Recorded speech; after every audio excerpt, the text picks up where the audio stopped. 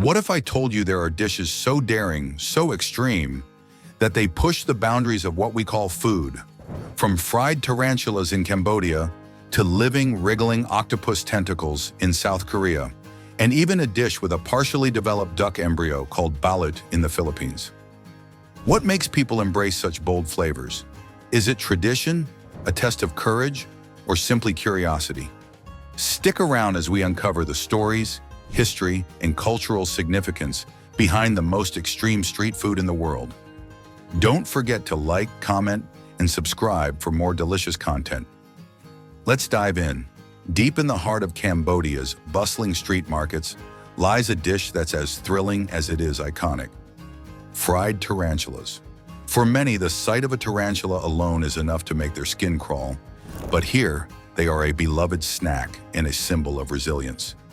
The story of fried tarantulas begins during Cambodia's dark period under the Khmer Rouge regime in the 1970s.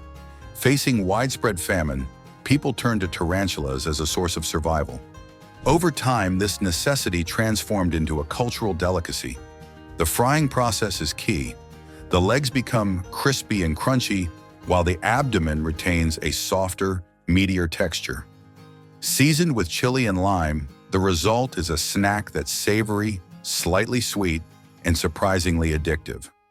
Meet sanakji, South Korea's infamous live octopus dish. This isn't just street food, it's a daring test of skill, bravery, and culinary tradition. Sanakji starts with a live baby octopus, which is quickly cut into small pieces. But here's the twist. Even after being chopped, the tentacles continue to writhe and move due to nerve activity.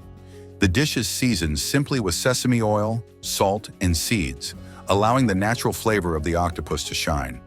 But eating it is where the challenge begins. The tentacles cling to chopsticks and stick to the inside of your mouth as they wiggle with surprising strength. So why would anyone eat a dish like this? For South Koreans, sanakji represents freshness and tradition. The movements of the tentacles symbolize just how fresh the seafood is.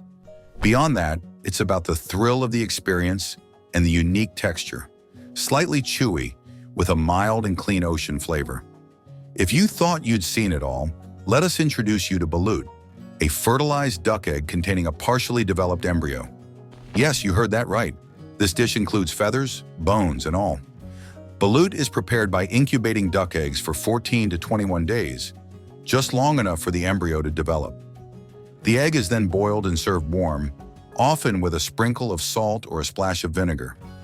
In the Philippines, it's considered a nutritious delicacy, believed to boost energy and vitality. Eating Balute is a layered experience. First, there's the warm, flavorful broth inside the egg, often described as a rich, savory soup. Then there's the yolk, which is creamy and slightly sweet.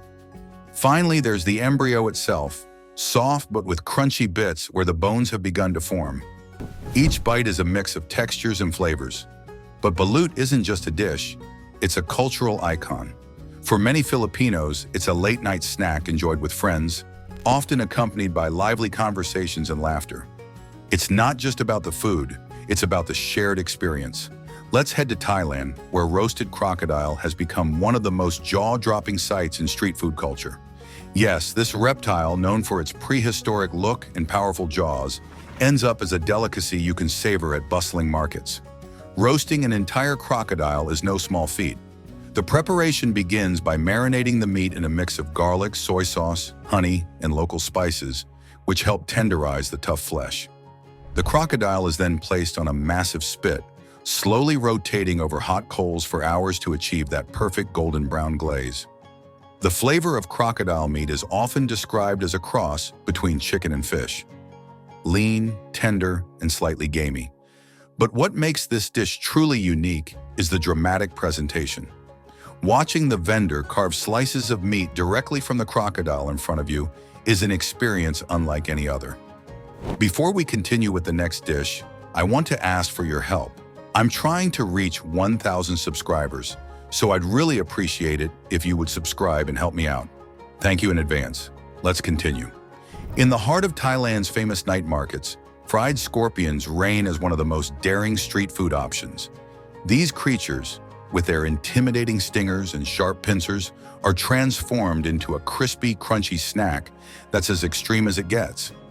The preparation process is surprisingly simple but effective. The scorpions are cleaned, seasoned with salt, pepper, and chili powder, and then fried in hot oil until they're crispy on the outside. Vendors skewer them for easy eating, making them one of the most eye-catching snacks in the market. The texture of fried scorpions is often compared to shrimp shells or crab legs.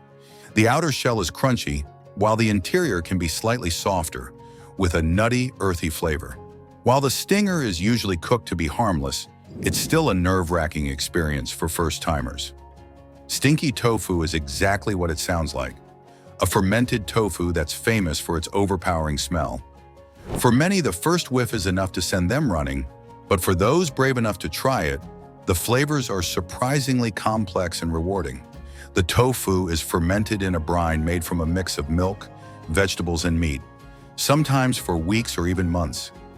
This fermentation process gives it its signature pungent aroma, which has been compared to strong cheese or even rotting garbage. Once fried, the tofu develops a crispy golden crust, while the inside remains soft and creamy. It's served with pickled vegetables and a drizzle of chili or soy sauce, which balance the strong flavors with a hint of sweetness and spice. As we journey deeper into the world of extreme street foods, we come across a dish that stirs strong reactions: black bats, served in places like Palau and parts of the Pacific Islands. Often prepared whole, the bat is a delicacy steeped in tradition. The preparation begins with cleaning the bat thoroughly, often leaving the wings and fur intact. It's then boiled or simmered in a broth made from coconut milk, garlic, ginger, and a mix of spices, creating a fragrant soup that contrasts with its controversial presentation. The flavor of bat meat is described as gamey and slightly sweet, with a texture similar to chicken or duck. However, what makes this dish truly extreme is its visual presentation. The bat is often served whole, with its wings folded in, creating a striking image that many struggle to get past. For locals, bat soup is more than just food. It's medicine, believed to have immune-boosting properties. But for outsiders, the idea of eating a whole bat can feel like an ultimate test of bravery. Would you dare to try this controversial delicacy, or is the sight alone enough to scare you away? In countries like Peru, Ecuador, and Bolivia, guinea pig is not just food, it's a cultural icon. While many see guinea pigs as pets, in the Andes they've been a source of sustenance for centuries, served during celebrations and ceremonies. Today they're a popular street food that challenges the perspectives of tourists. The preparation starts with seasoning the guinea pig with salt, garlic, and cumin. It's then skewered and roasted over an open flame or deep fried until the skin becomes crispy and golden brown. The taste of guinea pig is often compared to rabbit or duck, with a rich, slightly gamey flavor. What makes it extreme, however, is its presentation, often served whole, with the head, teeth, and claws intact. For many, the visual reminder of its former life is the most challenging part. Baeondegi, or silkworm poopie, is one of South Korea's most traditional and extreme street foods. These little snacks are packed with protein and were a vital food source during the country's economic struggles post-war.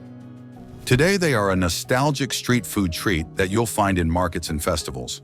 The pupae are boiled or steamed in a seasoned broth, giving them a strong, nutty aroma that fills the air.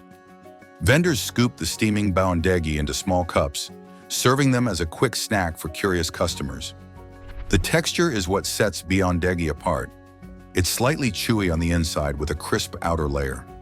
The flavor is earthy and nutty, though some describe it as an acquired taste due to its strong smell. From the crispy crunch of fried tarantulas to the nutty chew of silkworm poopie, the world's most extreme street foods are a testament to the creativity and resilience of global food culture. These dishes challenge our perceptions, push us out of our comfort zones, and connect us to traditions that have endured for generations.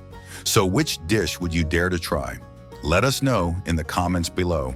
If you enjoyed this wild food adventure, don't forget to hit the like button and share this video with your friends. And for more exciting content, make sure to subscribe to our channel and turn on the notification bell so you never miss a bite of our next adventure. Thanks for watching, and we'll see you in the next video.